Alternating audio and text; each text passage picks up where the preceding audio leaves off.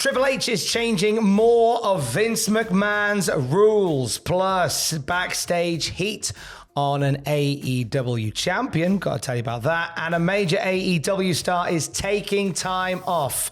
It's all in the wrestling news right now. Terror Rising's terraforming of Titan Towers continues. Vince McMahon isms that causes schisms won't be round for much longer isms. What are we talking about, Andrews? Dave Meltzer of the Wrestling Observer saying there were a few interesting notes during the show, that being Clash at the Castle, on changes in unspoken WWE rules. While never spoken of, WWE producers for years were told one of the secret rules is that an illegal person can't successfully tackle a legal person in a tag match without it being a DQ.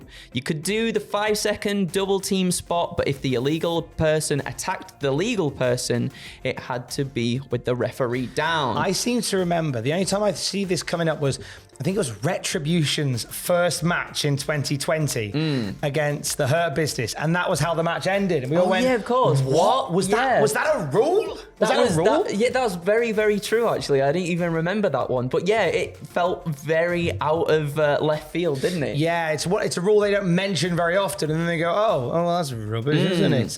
What else? Well, he continues on to say, in addition, what was a trope in WWE major matches 20 years ago, the pin spot where the face has it won, but someone from outside the ring pulls the ref out of the ring at the 2 count.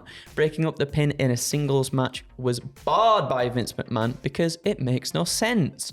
Granted, I don't like this bit. Granted, almost everything in pro wrestling makes no sense. Dave can do a funny sometimes. He can. I actually agree with that because even though it is an easy pop, it just looks stupid. But Paul Levesque has brought the spot back and debuted Solo Sikoa with it, pulling the ref out of the ring at 2 after McIntyre hit the Claymore kick just before the main event finished. We were there, and that spot caught us off guard. It really did. And I realise it's probably because we haven't seen it in a while. Yeah, I guess we haven't, have we? One of many reasons why. Because it genuinely sucked the air out of the room when you do it. Oh, it really, really, especially in a moment like that as well, where you believe that things are about to happen, and then all of a sudden, and I guess because, maybe, and it probably is because we didn't have it too much in WWE, that's why it felt like such a big deal, right? Yeah, I think that it sounds like it was a Vince McMahon sort of a trope that was like, well, no, we need to stick to these rules. Yes. But when you join a new show, you get a brand new name. That's fine. But we must stick to this very weird, strict rule about the product of wrestling that is inherently balanced. So I'm glad that that's gone. One of many Vince McMahon things that Triple H has walked back on. Yeah. Obviously, first names are in vogue again. It's nice to see. Tommasos and Austins kicking about. Tommasos and Austins and Matts, oh my, everywhere. And also the idea that when you come up from NXT, it's not like a hard reboot. You are coming up with the NXT momentum that you carried, and that's another Triple H thing that he has brought in to do away with an old Vince McMahon idea of when you debut on the main roster, then you start afresh, pal. Yes. No, I'm a big fan of that. Not many people backstage in AEW, much a fan of Thunder Rosa, according to numerous sources, including the Wrestling Observer. Now, when it comes to Thunder Rosa's injury, there is a legitimate back injury there, which caused her to step away from All Out and have us play the dance of the interim champion once more. Now, it is a legit injury. She stopped working out of fear that she would need surgery if she continued to work on it, which is perfectly reasonable. Yeah. Don't literally break your back for wrestling. Now, the idea is that she's going to be out for 2 to 3 months, and then we'll have Thunder Rosa versus Toni Storm in a unification match. However, whilst not as explosive as the men this past week, says Dave, the women did have divisive issues regarding Rosa before the injury, and even more after, because she didn't drop it in the ring before taking the time off. There was a lot of division among many of the women, and Rosa, basically the ones who made public comments that insinuated her injury wasn't as bad, or those who privately felt up to the timing of her saying the injury was serious and she needs time off after being told she was dropping the title to Toni Storm. So to unravel that, Thunder Rosa's injury, she could have continued wrestling. She chose not to because she didn't want to do any more damage to her back. However, the timing of when she's finally decided to take a break was on with a title change on the horizon, and that's where she went, I've lost my smile. Not in so many words, but that was where she went, okay, I'm now going to take this time away. So that's why there's a bit of heat. We've heard a few things from numerous sources about Thunder Rosa backstage, like issues with Britt Baker, Jamie Hayter, and now potentially issues with Toni Storm as well. Yeah. Which is never nice to hear. It's not. I mean, obviously we'll see how this all plays out when she comes back. It sounds a lot more civil, as Dave points out. I mean, a lot of things are more civil than what we saw in the press conference recently on Sunday. Yeah, but hopefully things can get resolved. We've seen in the past, certain things come up about Thunder Rosa, and then we see her actually make amends with the people that, with the sandbagging and everything as well. Hopefully, and fingers crossed, hopefully everything, when she does finally come back, hopefully they can smooth it out and not have as much of a major blowout as what we've seen recently. Don't want any more of them. No, thank you. Another injury on the AEW roster is for Christian Cage. Meltzer, the Wrestling Observer radio show, noting that Cage is set to be out for 6 to 8 months with the same injury as CM Punk, a torn triceps.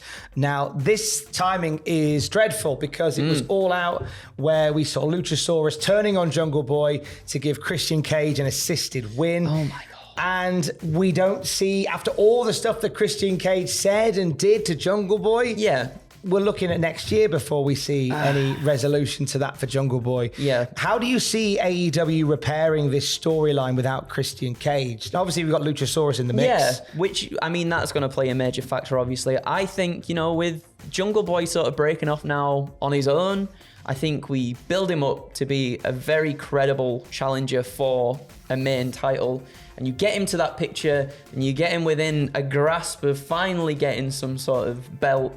And then hopefully that comes in time with a Christian Cage return, and he can just scupper that for the boy. I think there's some good stuff that could definitely be had, and I think I'm very excited. I mean, I am very excited to see Jungle Boy sort of go off on his own a little bit, and then absolutely, get to that main title picture, because I think everyone will be absolutely buzzing for it. A great opportunity to do a David Goliath story with Jungle Boy and Luchasaurus in the interim, which I'm quite excited by. Absolutely. Those two can have some fun.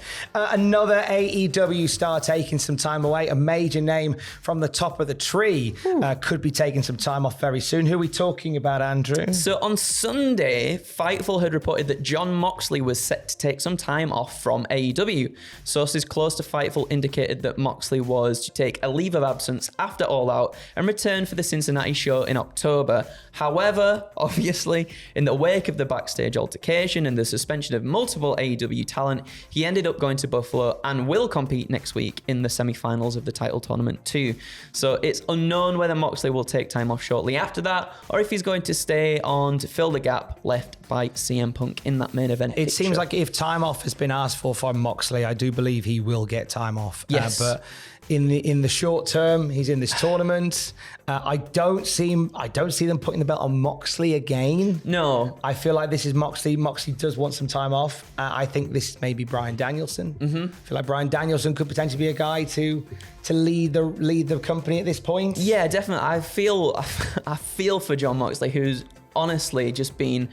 It's felt like he's carried the company on his back throughout the whole summer with the interim, and just making incredible matches, and really making, I think, the summer for AEW as a whole. And as you said, I can see the final being between maybe him and Danielson, and them having a massive banger, and then Moxley taking a little bit of time off after that, and well deserved as well, without a doubt, well deserved for the man. I'm taking some time off now as well. You are. You're the Jon Moxley. I'm doing a Moxley. Cultaholic. I think that was my last news video for 2 and a bit weeks. Yes. So just go tell your friends that really don't like the cringy, shouty guy on the left-hand side, or the right-hand side, I can't tell. The right-hand side. That I'm off for 2 weeks, and it's safe to come back in the water. Have a lovely time. There'll be Desert Island Graps, classic SmackDown reviews and stuff that we've banked. So if you have the podcast feed, you won't even notice I'm gone. What are you working on? working on scripts and that, doing writings. I don't often write, as you can tell by my accent. I've not got the brain capacity. You've got a brain to do a write. I'm writing a big script for something very exciting that I hope everybody will enjoy. But other than that, not much. Well, enjoy the writing. Enjoy whatever he's cooking up. It's going to be a lovely time. I'll see you when I see you. Case. Love you. Bye.